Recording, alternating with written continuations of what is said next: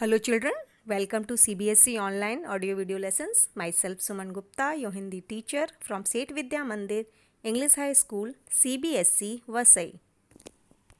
Children, today we will learn new lesson from class 5th, lesson number 17, छोटी सी हमारी नदी। बच्चों, आज हम जो पाठ पढ़ने जा रहे हैं वो एक कविता है जिसका नाम है छोटी सी हमारी नदी। पाठ शुरू करने से पहले पाठ के बारे में जानकारी ले लेते हैं।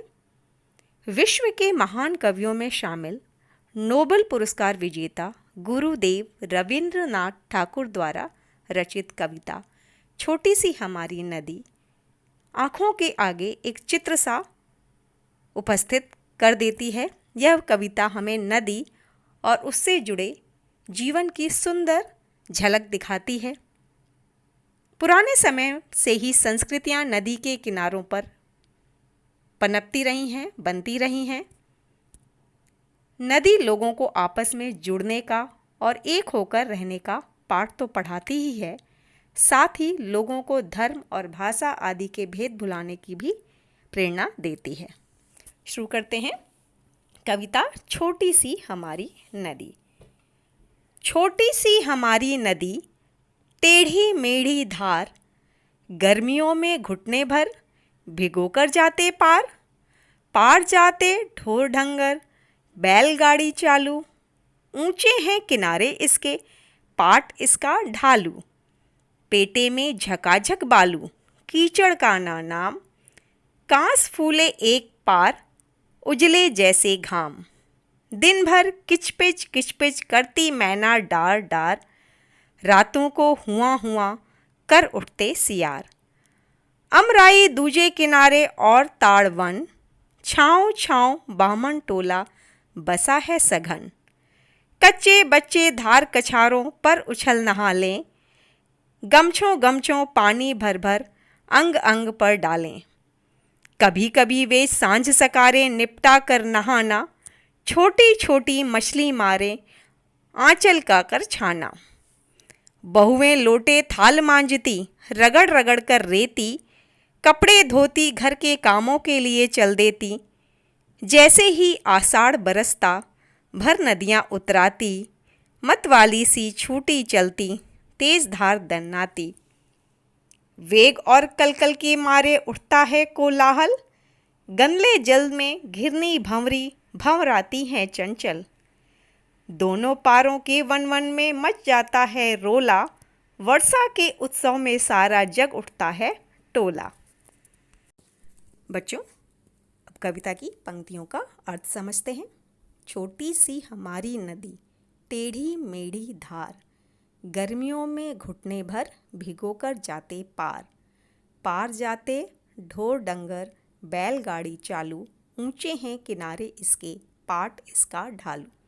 तो नदी कैसी है? छोटी सी, और इसकी धार यानी कि इसका बहाव वेग टेढ़ा मेढ़ा है। देखी होगी नदी बच्चों आपने, इसका रास्ता कैसा होता है? टेढ़ा मेढ़ा। गर्मियों में पानी कम होता है, इसलिए घुटने ही हमारे भीगते हैं पार जाने के लिए। और पार चले जाते हैं ढोर डंगर मतलब पशु जानवर, और बैलगाड़ी भी। इसके किनारे ऊंचे हैं और इसका जो पाट है किनारे के बाद से नीचे ढलावदार है, ढालू है। पेटे में झकाझक बालू कीचड़ का ना नाम, कांस फूले एक पार उजले जैसे घाम। दिन भर किचपिच करती मैना डार डार, रातों को हुआ कर उठते सियार। तो इसके पेट में यानी कि इसके बीच में, नदी के बीच में एकदम झकाझक मतलब साफ बालू है, रेत है, और कीचड़ नहीं है, कीचड़ का नाम नहीं है, मतलब बिल्कुल साफ बालू दिखती है, कीचड़ नहीं है। कांस फूले मतलब, कांस मतलब ब्रॉन्ज, जिस तरह से चमकता है उसी तरह से फूल जो है ऐसे खिले हुए हैं, उजले हैं जैसे कि घाम धूप। दिन भर किचपिच आवाज़ करती है मैना एक बर्ड, पक्षी, पेड़ पर। डार मतलब पेड़ों की शाखाओं पर किचपिच आवाज़ निकालती है मैना। रातों को हुआ कर उठते सियार, और रात को जो है सियार, सियार मतलब जयकाल, जो लोमड़ी और कुत्ते की तरह दिखता है, भूरा या काले रंग का जो जानवर होता है पशु सियार जयकाल, वो रातों को आवाज़ निकालता है। कैसे? हुआ हुआ करके। अमराई दूजे किनारे और ताड़ वन, छाँव छाँव बामन टोला बसा है सघन। सघन कच्चे बच्चे धार कछारों पर उछल नहाले। नदी के दूसरे किनारे पर क्या है? अमराई यानी कि आम के पेड़ लगे हुए और लंबे लंबे ताड़ के वन हैं, मतलब घना जंगल जैसा बसा हुआ है। देख सकते हैं ताड़ के वन लंबे लंबे नारियल की तरह जो दिखते हैं, नारियल के पेड़ की तरह।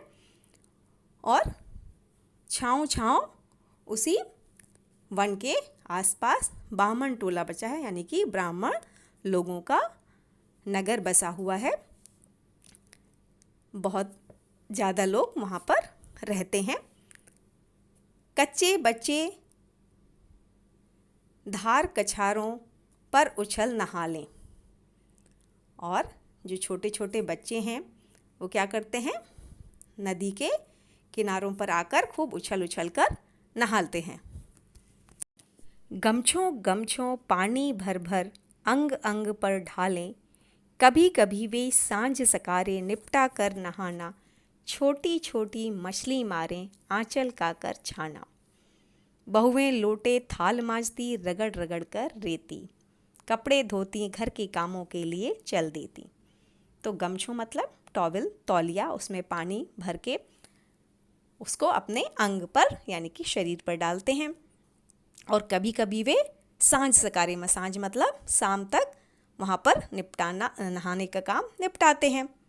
और छोटी छोटी मछली मारे, नदी में जो छोटी छोटी मछलियाँ होती हैं उसको क्या करते हैं? उसको जो है कपड़े में, आंचल में जो है ले लेते हैं। उसको क्या करते हैं? मछली का जाल बना लेते हैं।